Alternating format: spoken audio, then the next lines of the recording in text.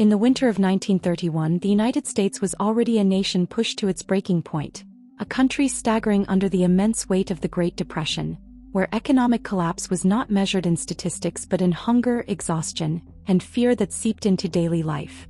In the rural farmlands of northeastern Kentucky, hardship was constant and visible. Families lived on the edge of survival, dependent on small harvests, borrowed credit, and sheer endurance. Money was scarce, medical care limited, and infrastructure almost non-existent. Yet despite these conditions, communities like Pleasant Hill clung tightly to routine, tradition, and responsibility, believing that persistence itself was a form of survival. Education, especially, was seen as a fragile lifeline to a better future, even when circumstances made it difficult and dangerous. Children often traveled miles across dirt roads and narrow paths to reach school, through fields, woods, and over creeks regardless of weather. When the consolidated school system was introduced, it was celebrated as progress, a rare sign that even in the depths of economic despair, the future of the town's children mattered. The school bus was central to that promise. It was not a modern vehicle but a converted truck chassis fitted with a wooden body, narrow benches, thin glass windows, and minimal protection from the elements. It rattled, groaned, and creaked as it moved, offering little insulation from cold or safety from impact. Yet to the families of Pleasant Hill, it represented reliability, a daily ritual that connected scattered farmhouses to a shared destination. Each morning, parents watched their children climb aboard with lunch pails in hand, trusting that the familiar route would carry them safely to school and back, just as it always had. Trust in that era often replaced regulation and routine replaced caution. On the morning of December 3, 1931, the environment itself was quietly setting the stage for disaster. Rain had fallen steadily through the night, soaking the dirt roads and wooden bridges that crisscrossed the countryside. As temperatures dropped before dawn, the moisture froze, forming a nearly invisible layer of ice across every surface. There were no weather alerts, no centralized decision-making systems for school closures, and no standardized assessments of road safety. The expectation was simple and unforgiving. Unless conditions were utterly impassable, life continued. Classes were not canceled. The bus route was not altered. The day began as any other. Before sunrise, children emerged from darkened farmhouses into the cold, their boots crunching softly against frozen ground. They carried schoolbooks wrapped in paper, metal lunch pails packed with whatever food their families could spare, and coats handed down from older siblings. Their breath formed pale clouds in the air as they waited at the roadside, stamping their feet to keep warm. One by one they climbed aboard the bus, the wooden steps slick beneath their shoes. Many of them were related by blood or by years of shared childhood. Brothers and sisters sat side by side. Cousins leaned against one another. Lifelong friends whispered quietly, some still half asleep, others talking softly about lessons, chores waiting after school, or the distant hope of Christmas celebrations that promised a rare moment of joy in an otherwise difficult year. As the bus pulled away, its engine echoed through the still countryside, moving along roads the driver knew intimately. He had driven this route countless times through rain, snow, and fog, and nothing about that morning seemed extraordinary. The road curved gently through farmland and wooded areas, narrowing as it approached the wooden bridge spanning the south fork of the Licking River near Pleasant Hill. The bridge was narrow, aging, and unforgiving, constructed without guardrails and elevated just enough to make any loss of control potentially fatal. Its wooden planks, now coated in ice, reflected no warning to the eye. The surface appeared solid, ordinary, unchanged. As the bus descended slightly toward the bridge and the driver applied the brakes, everything went wrong at once. The tires lost traction instantly, sliding across the frozen surface as though the road itself had vanished beneath them. The bus began to drift sideways, slow at first, then faster, the front wheels turning uselessly as the driver attempted to regain control. Inside, children felt the unnatural movement, the sudden shift that broke the rhythm of the ride. Some reached out instinctively. Others cried out in confusion. The bus slid across the bridge, struck the low wooden curb with brutal force, and tipped. For a brief moment there was silence, the kind that precedes catastrophe, and then the bus fell. It plunged off the bridge and struck the icy river below upside down, the impact violent and disorienting. Windows shattered inward. Wooden panels split apart. The structure collapsed under its own weight. Freezing water surged into the cabin with explosive speed, flooding the interior almost instantly. Children were thrown from benches, their bodies colliding with walls, ceilings, and one another. Some were knocked unconscious on impact. Others screamed as water engulfed them, stealing breath and strength in seconds.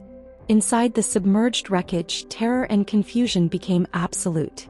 The bus, now inverted, turned the familiar interior into an unrecognizable maze. Gravity pressed bodies against the ceiling. Seats blocked movement. Broken boards and twisted metal trapped arms and legs. The cold was unbearable, paralyzing muscles and clouding thought. Children clawed desperately for windows or openings they could not see, their cries muffled by rushing water. Some managed to break glass and escape into the river, forcing themselves upward through icy currents that burned their lungs and skin. Many never found a way out. Trapped by debris or disoriented by darkness, they were overcome before help could reach them. The sound of the crash and the screams carried across the frozen landscape. Farmers and townspeople heard it and ran toward the river without hesitation, leaving tools behind, abandoning work, driven by instinct alone. They arrived to a scene of chaos and horror. Overturned wreckage beneath the water, children struggling, bodies floating, cries for help echoing across the banks.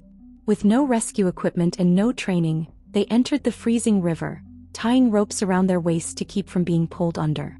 One after another, they dove beneath the surface, groping blindly through the wreckage, feeling for small hands, pulling children free, passing them upward to others waiting on the shore. Survivors were laid out on the riverbank as rescuers attempted what little aid they could provide, rubbing limbs, checking for breath, praying for signs of life. But the river had already claimed many, and no amount of courage or desperation could undo what had happened beneath its surface. By the time the wreckage was finally raised later that day, hours after the initial plunge, the waterlogged remains of the bus emerged as silent proof of how complete the disaster had been. Twisted wood, shattered glass, bent metal, and tangled belongings clung together in a shape that barely resembled the vehicle that had carried children to school just that morning. As bodies were recovered and accounted for, the full scale of the tragedy became undeniable. 12 children and the driver were dead. In a community as small as Pleasant Hill, that number was not abstract. It was catastrophic.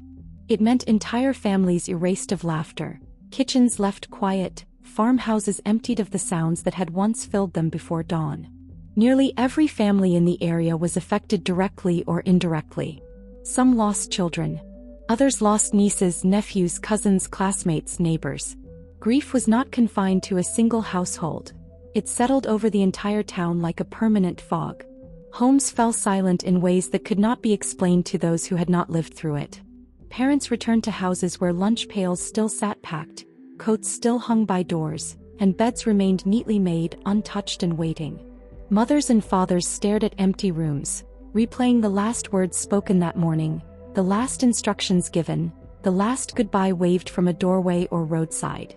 The school closed indefinitely, not by official decree but because grief made ordinary life impossible. Teachers mourned students they would never see again. Surviving children struggled to understand why some desks would remain forever empty. The town's sense of time fractured, dividing life into before the bridge and after the river.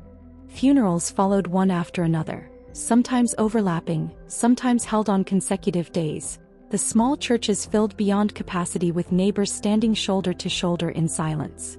Tiny coffins were carried down aisles meant for weddings and baptisms, their weight symbolic rather than physical, containing futures that would never unfold. In some cases, brothers and sisters were buried together, their names etched side by side into stone before they had truly begun to live. Childhood for the survivors ended abruptly. Those who had escaped the river carried memories that would follow them for the rest of their lives. Memories of cold, darkness, and voices calling out that were suddenly gone. Innocence did not survive that winter morning. The bridge itself, once an unremarkable part of daily travel, became something else entirely. It was no longer just a structure of wood and planks but a marker of loss, a place spoken of quietly and approached with unease.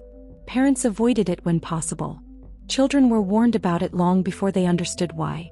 Stories of that morning were passed down through generations, whispered rather than announced, remembered rather than recorded, shaping the identity of Pleasant Hill in ways no monument ever could. The disaster became part of the town's collective memory, carried not in textbooks but in conversations, in pauses, in the way elders looked toward the river when winter came. The Pleasant Hill school bus disaster stood as one of the early tragedies that exposed the dangers of unregulated school transportation, unsafe infrastructure, and the rigid expectation that life must continue regardless of weather, risk, or consequence. It revealed how deeply communities had relied on routine in place of safety, trust in place of protection, and endurance in place of prevention. While the tragedy contributed to later discussions about safer buses, improved bridge design, and the need for weather-related school closures, those conversations came too late for Pleasant Hill. No reform, no regulation, no improvement could ever return the children who never came home. Progress, when it arrived, did so carrying the weight of loss. Even now, decades later, the river flows quietly beneath changing skies, indifferent to the memories it holds. The fields remain, worked by new generations who may not know every detail but feel the weight of what once happened there. The town endures, modest and unassuming, its streets carrying no visible signs of catastrophe. Yet beneath that ordinary surface lies a memory that never faded, a memory of ice forming silently overnight, of water rushing where laughter once existed, of shattered wood sinking into darkness, and of childhood voices silenced before their time. It remains a reminder not only of how fragile life once was, but of how a single winter morning can fracture a community so completely that its echo is still felt nearly a century later, long after the river has moved on but the memory has not.